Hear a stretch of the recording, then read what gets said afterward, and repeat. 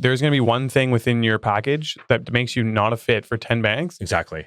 You're going to have no idea. You're going to have no idea. You're going to be calling up those 10 banks and wasting half an hour on each. Waiting for callbacks, shooting off emails. And then a lot of these banks are going to be like, oh, come on in for an appointment. Yep. And you might have fun doing that, but I don't know what you, I don't necessarily want to drive to some location, go in and sit with there and chat with them, give them the same song and dance, and then be like, oh, actually, this doesn't really fit. Or I got a better offer somewhere else.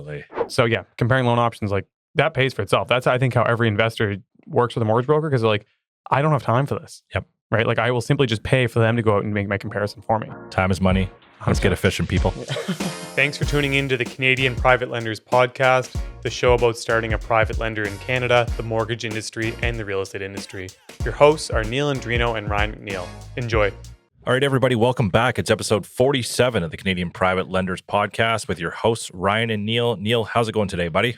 Superb. We just got another rate cut. Yes, sir. Well, third in a row. I was kind of in my head thinking it was going to be 50 bips. Nah, you're getting too optimistic now. I'm getting way too optimistic. What happened to Negative Neal? Negative Neal was originally saying rates are going up. Yep, you did say that. I still, in my head, am like, I don't know if this is going to be just a continual down and then just stay down, or there might be a rip up. Anyways, everything I'm, again, learning takes years. Like, it's hard to be really specific within like a 6-month window. You have to look at like a 3-year, 5-year run out. For sure. And as we've known and heard for the last several years as well, like these rate cuts or rate raises don't necessarily take effect right away, right? Like it takes time. Mm-hmm. And now we're starting, and a lot of economists had predicted like there was an overcorrection in terms of how high we raised. And I think you're starting to see that now with some of the things we're going to talk about here today as well. But it's interesting to see. It'll be interesting to see a year or two from now how this plays out over the next year, let's say 2024 and 2025. Third one in a row. We'll see if it sparks the fall market here, but down to a 4.25 overnight rate. Yeah, no, it's good. I think it'll be good in the housing. I'm more curious to see how the Canadian economy does as a whole outside of housing. That's the part that I'm like, that's all that matters though, right? Isn't it? In Canada, that's all that matters. Yeah. So we shall see. But anyways, overall, it's a good thing for those of us that are in real estate. It's offering good news for consumers and for investors. Yeah. And just to know, we're recording this on September 4th. Rate cut just happened. This probably won't come out for another 2-3 weeks. True. Yeah. So this will be old news. A note. Old news. But we're still going to talk about it. 100%. What else do you want to talk about today, Neal? This is really interesting news. We both saw his headline yesterday, and I think it was eye-catching because it's almost like a contrarian headline. Yep. And the reason I say that, it was Canadian university cities facing surprising rental market downturn. Yep.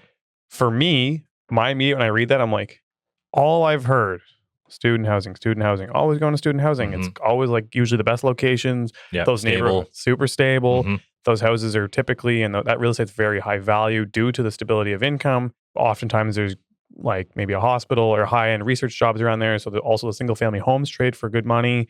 Like post-secondary education is always growing, on and on and on and on. Oh, and then there's annual turnover every year. So you get new tenants. So you can always kind of maintain rent levels. So to see this was like an immediate like, oh, shit. Like I remember, I feel like not that long ago I was talking to a buddy and I'm like, well, you're all student housing. So like you're in a great spot. But yeah, so off the hop, I mean, we'll get into why it's happening, but like that was my take. I don't know about you. You know what, Neal? I'm a pretty optimistic guy. I'm very bullish on Atlantic Canada. Feel okay overall with Canada's prospects in the future here, but this one had me spooked. Yeah, okay. This one had me spooked. So I don't know. We might as well go through it, I guess, to talk about it. But not feeling too great after seeing some of the numbers here and some of the data points that are coming out.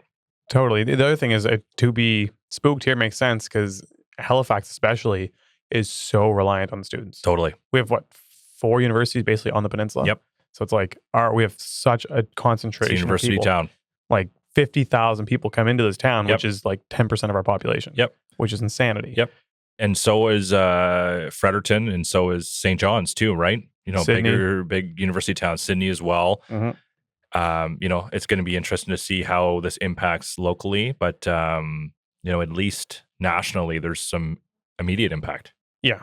Right? Do you want to kick it off with some of the data that comes out of this article? Yeah. So, I mean, the first thing was, and I think everyone, if you're listening to this, already knew about it. We talked about it prior, was the international student cap. it came up because just 12 months ago, they were talking about how students, like there was a guy in BC who was taking a flight to get to class. And then I know here in Halifax, we had people going on, there was a bus system that started from Halifax to Cape Breton. Insane. That's 4.5 hours to go to school. Yep. And so people were getting up at whatever, 5 a.m., getting on the bus to get there for like 10 or 11 for class, and then turning around and commuting back at the end of the night. Yeah. Which is insanity. Like it's total insanity. Crazy. And so the government very quickly stepped in and put on a cap, which was about a 35% reduction overall federally. I went on record and was very pleased to say like, oh, they actually did a good job of it. They didn't just blanket 35%.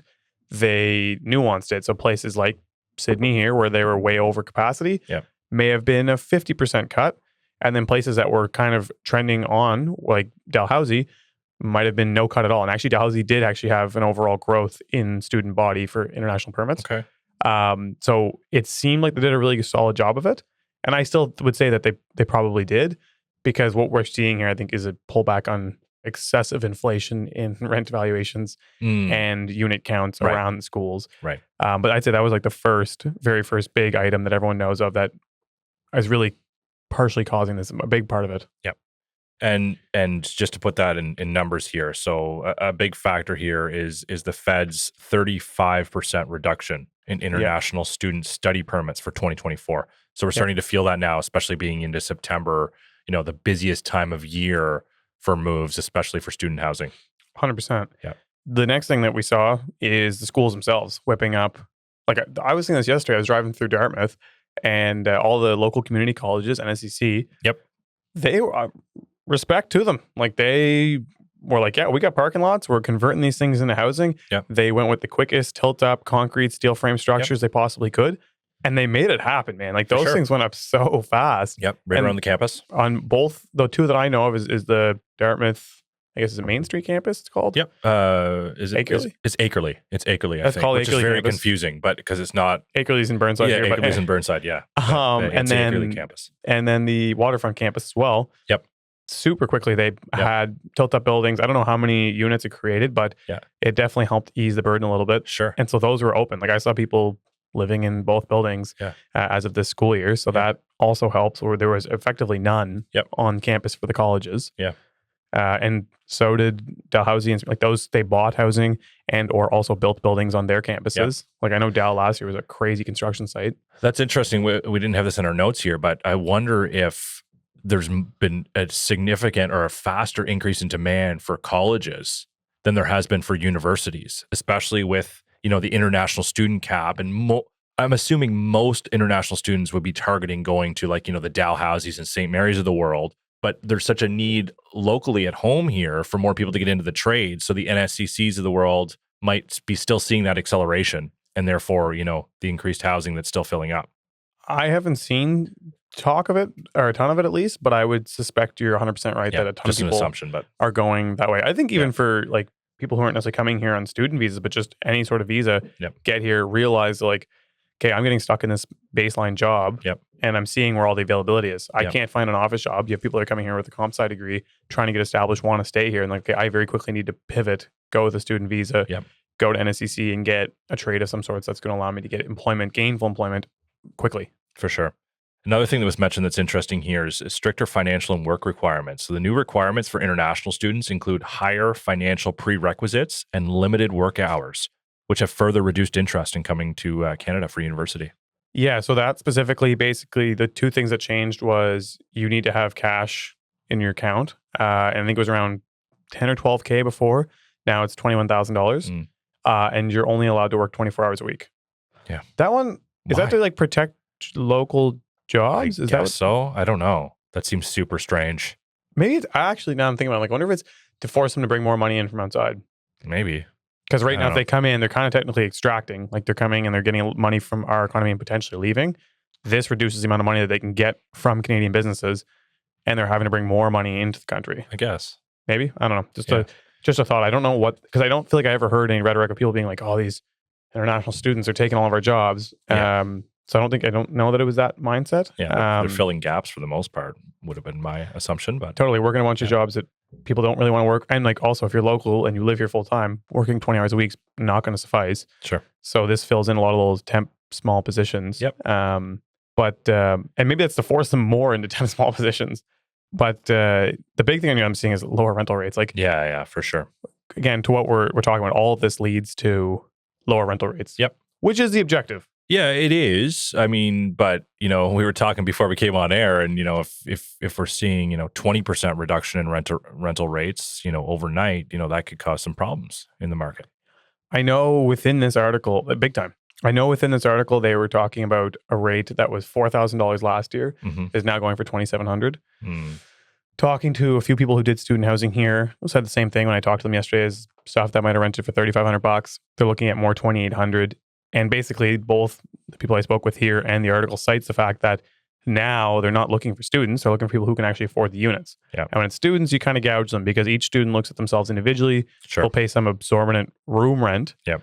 That's covered by their student loan and their parents. Now you're getting people that are actually probably paying their own rent on a job that are only willing to pay a certain amount. Sure. That might be a little bit more financially educated at this point because they're a little bit older. And they're like, you know what? We're only willing to pay this much for this total space. Additionally, a lot of these units were small. Like I know like a 4-bedroom student house is not a 4-bedroom house. Yeah. You know what I mean? It's like Absolutely. a 2-bedroom apartment that's been cut in half. Yep. So, and on that note, obviously leading to those lower rental rates is also an increase in supply, right? Yeah. So universities have added more student housing. Obviously, that's starting to contribute to an oversupply and reducing demand for these private rentals.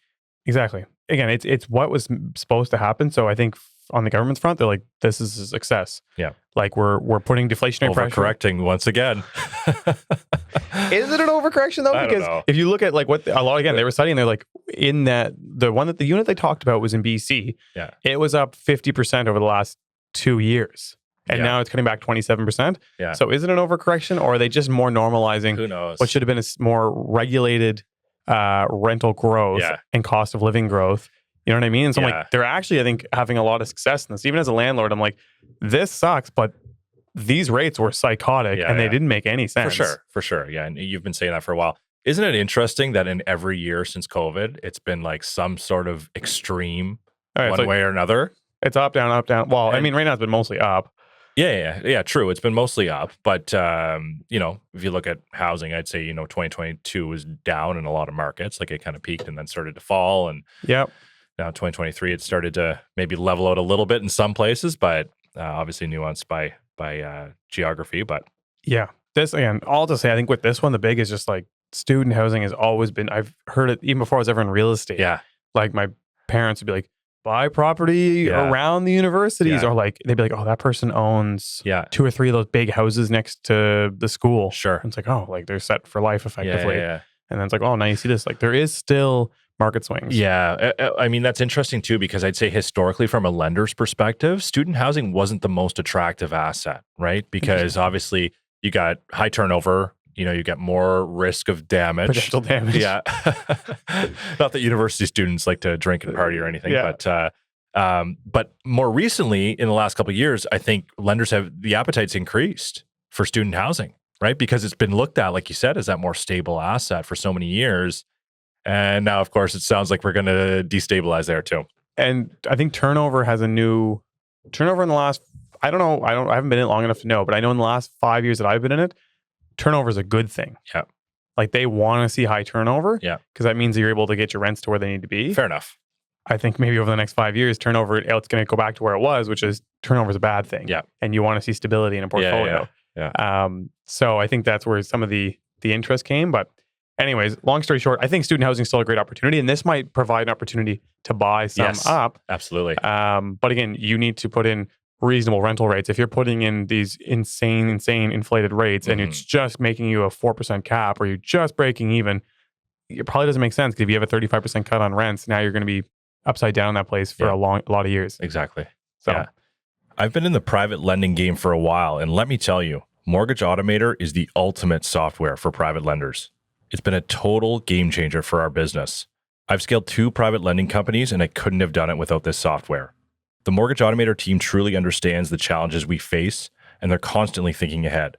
For example, they've developed new anti-money laundering and know your client tools to keep you compliant with the latest FinTrack regulations, and their platform is SOC 2 compliant, ensuring your financial data is secure. This software eliminates almost every admin burden you can think of in the private mortgage business, saving us thousands on staffing costs. No more manually typing term sheets or tracking files in Excel. So whether you're a new private lender looking for an efficient solution or an established lender aiming to scale up, Mortgage Automator is the solution for you. See if Mortgage Automator could be a good fit for your unique lending needs at www.mortgageautomator.com/switch. So we went pretty deep on that one, Neal. We did. Do we want to jump into our topic for the day? Yeah, I think we need to talk about our topic now. All right. So today we're kind of going back to the roots, and we're going to talk about what a mortgage broker does. So we've talked about this a lot in the past, where we're a broker-focused lender at Keystone. Yep. Right. So we generate all of our leads through mortgage brokers, or if any leads come directly to us, we send them back to our mortgage broker partners. They are key intermediaries for our business and many other broker-focused lenders out there. Okay. Yeah. But we want to go back to the basics and talk about, what does a broker do? 100%. I think, and we were just talking about this, we're trying to provide value with this pod. And I know a lot of you guys listening already are mortgage brokers or in the industry, and like, I already know this. Why am I listening to this? If that's the case, just put it on mute so it still gets to listen on our end, but you don't have to hear us talk. Download it. Yeah. Subscribe. But I think it's a good opportunity. If you're just tuning in, we can try and give you some insight. And hopefully if you have questions, you can message us and we can try and expand on them. And if you are a broker or a banker and you're thinking we're missing something or leaving it out, let us know. We want to cover it. Again, we're really trying to now hone in, focus, make sure we're providing value, and not, again, for all of you that are in the industry or like super intimate in it, sometimes it's easy to forget that some people don't necessarily know everything associated with it. Yep. So we're hoping to broaden our audience, help educate them, and then help them grow through the pod. Yeah. And obviously, we're called the Canadian Private Lenders Podcast, and, we're going to focus a lot on lending, in Canada, mostly from the alternative side of things. But a key piece of that is our mortgage brokers. And we want to educate on that side of things just as much as we want to on the private lending side of things. Totally. Why don't we bounce back and forth on these, Neal? You want to kick it off? Yeah, sure. So the very first thing a mortgage broker does is they assess their borrower needs, right? So a borrower would be just anyone. It can be a commercial client that's buying multiple properties, or even someone who's just buying their first house or their next house. So they're going to touch base with their mortgage broker. And at that point, the broker is going to assess what they need. They do that by looking at the borrower's financial situation, their credit score, their income, and the property in question. If there is one already locked in, oftentimes there is. If there isn't, at that time, they can do a pre-approval or help to create a plan for them on what they need to do to get to the pre-approval that they want, right? It might be, hey, you need to pay a few of these things off to get that number up, or let's move this car loan out of here, or let's change these things around. And I say this all the time, but my favorite part about this is you want to be very upfront with like what your objective is. Like, you're buying a house. My objective is to buy this house, build a garage, and pay it off as quickly as possible. Or my objective is to buy this house, renovate it, sell it, or buy this house, refinance it, buy it. Like, you got to be super upfront with them, because that's going to impact their ability to give you guidance and really assess your needs. So that is a good mortgage broker will do that right off the hop, make sure they really understand your picture before stepping you into the next option. Yeah, exactly, Neal. So, and one of the biggest pieces of a mortgage broker is comparing different loan options. Okay. So mortgage brokers have access to a wide range of products from different lenders, banks, credit unions, private lenders, and they compare these to find the most suitable terms and rates for the borrower, depending on their given needs. And I'll reference my favorite newsletter again, the TLDR newsletter by Wealthsimple. They had their one this week was on a mortgage guide, actually. And one of their pieces of advice was to obviously shop around and give yourself options. And the first line, it says, talk to as many places as you can. And in brackets, a mortgage broker who's not affiliated with a particular bank is one efficient way to do this, which I thought was a great way to summarize that. Yeah, efficient's an understatement. If you're like, who wants scouring the market, right? Like, you can't go, like, it's literally their full-time job to go put it in front of, 5 of the 25 lenders they deal with, because they know the other ones aren't, a fit for you at the time. Well, that's the thing. Like, right off the hop, there's going to be one thing within your package that makes you not a fit for 10 banks. Exactly. You're going to have no idea. You're going to be calling up those 10 banks and wasting half an hour on each. Waiting for callbacks, right? Shooting off emails. And then a lot of these banks are going to be like, oh, come on in for an appointment. Yep. And you might have fun doing that, but I don't know what you, I don't necessarily want to drive to some location, go in and sit with there and chat with them, give them the same song and dance, and then be like, oh, actually, this doesn't really fit. Or I got a better offer somewhere else. So yeah, comparing loan options, like, that pays for itself. That's, I think, how every investor works with a mortgage broker, because they're like, I don't have time for this. Yep. Right? Like, I will simply just pay for them to go out and make my comparison for me. Time is money. 100%. Let's get efficient, people. Yeah. Number 3, Neal. Number 3 is guide you through the application process. So they're going to assist your borrowers in completing the mortgage application, ensuring all necessary documentation is provided and the application is submitted correctly. This is also important because not only do they obviously give you the standardized package of like, I need all these documents, they know which banks might want certain items, which can save you some time, or maybe it's a document that you can't provide because you don't have it or it doesn't fit for this property. So they can be like, look, we know you have these 10 things, so I need those, and I can get you into these 3 people. And they'll typically now all have like nice portals that collect all your paperwork. Also, once you've done one with them, it should be a little bit easier. You probably just need to give them your annual updates on maybe some property taxes or your income documents. But once you've done one, it should be a little easier on the next one where you don't have to give all the documents. Yep. But they'll handle that. And they also can explain why they need some of these documents. I found with some of the big 5, like, again, not to rag on the big 5, but like some of the banks I've gone to, like they'll just be like, I need this. I'm like, why? Yep. And they don't really give you much detail. They're like, man, it's something I need on my checklist. I can't buffer from that. Like, this is what it is. So, and that's number 4 we have here. That's kind of the next step, is getting into that conversation with the lender on your behalf. Yep, absolutely. So number 4, very important, negotiate with lenders. So believe it or not, brokers do negotiate with mortgage lenders, and they do it on your behalf to secure more favorable terms, such as lower interest rates, flexible repayment options, and lower fees. And even us as a private lender, surprise, brokers still negotiate with us. Maybe more. Yeah, and maybe more, right? And successfully often as well, right? Where, they're getting, a slightly lower rate because of their clients' needs. Maybe they need a closed term for a period of time versus an open term. Or maybe they're paying out the loan in 3 months instead of 12 months. So we can negotiate a better fee on something like that, right? So we're lucky we have that ability to be flexible. If you just go into your bank, you're going to get whatever the posted rate is there, right? You fit in a certain box, you get this rate. You go to a broker, they've got, like we said, 20 plus different options to compare. They'll know the best ones to go reach out to, and they'll shop your deal around and find you the best fit for what you're looking for. Yeah. I feel like I've had it's almost impossible to negotiate with a lender as an independent person. Brokers, like they can negotiate, like they're negotiating your deal, maybe with 3 other deals that they're holding. Yeah. Like that's the stuff that you can't do. You can't be like, well, if I get my mortgage, I'm going to call my buddy and he's going to do a mortgage. I mean, you probably could, but what's the likelihood? You're calling all your friends, being like, are you guys renewing your mortgages? Because I'm going to try and negotiate down my rate. Yeah. If you guys renew with this bank. It's a real thing, right? So, brokers end up, doing certain amount of volumes with lenders, and they get more preferred rates as a result, right? And they get volume bonuses of that. So, the incentives have to be right. That one blew my mind when one of the big brokers in town told me, he's like, show me any posted rate, I'll beat it at that bank. And I was like, how's that possible? He's like, I get a volume bonus, which I can cut down the rate. I'm like, that is insane. So I literally, and there's no fee for him. I was like, there's no reason for me not to have you put my paperwork through. Yeah. It's cheaper than walking in the bank. If you look at some of the biggest ones in the country, like there's Butler Mortgage in Toronto, that's always the lowest posted rate. When Rob McLister puts out his list every week, but that's because they buy down their rates. They get so much volume that they'll actually take a discount on the comp they get. Smart. And they get to post their name on the lowest rate list every week. And I'm sure that drives a ton of business. Absolutely. Number 5, advice and support.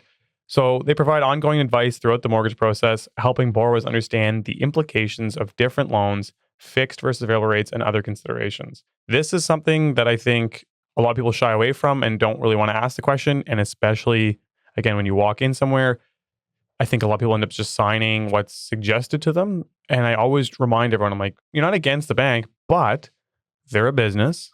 They will give you advice that's probably good for you, but it might not be the best. Like they might always sell you the best option because they also have performance bonuses. They have targets to meet. The one that I think I see a lot is the mortgage insurance from within the bank. Yeah. Like there's it's always like $30 a month or whatever on top of your mortgage. So cheap. But the coverages is basically like you have to get hit by a bus on a Tuesday at 3 p.m. Otherwise, you're not getting paid out. You're going to want to read the fine print there or have your broker summarize it for you, right? Should I do this or should I not? And this is exactly, they can give you a lot of input on that. Fixed versus variable rates, they can kind of give you probably more market data. And so that's where they really come in, is they can be your point person that you can ask all your, we'll say, stupid questions to. Yep. The ones that you feel stupid asking, they're there to make you feel really comfortable about it. And again, you're not trying to become a mortgage professional, but for those 2 weeks, every couple of years, let's say every 4 to 5 years on average, you kind of want to become one because this is probably the biggest loan that you have. It's probably the most interest you spend on anything. Yeah. I hope it is. If you're spending more on your credit card interest, we got problems. But you want to get that little bit of advice because it might save you tens of thousands of dollars over the next 5 to 10 years. 100%. Absolutely. Number 6, coordinate with other parties. So mortgage brokers coordinate with real estate agents, appraisers, underwriters, and lawyers to ensure the process runs smoothly. This is one thing I had no idea before coming into the industry. Yep. How they just coordinate as a point person for so many different things, getting that appraisal ordered, speaking to the underwriter on your behalf, making sure lawyers are coordinated, right? This all is all part of the plan, and a broker has to juggle many balls.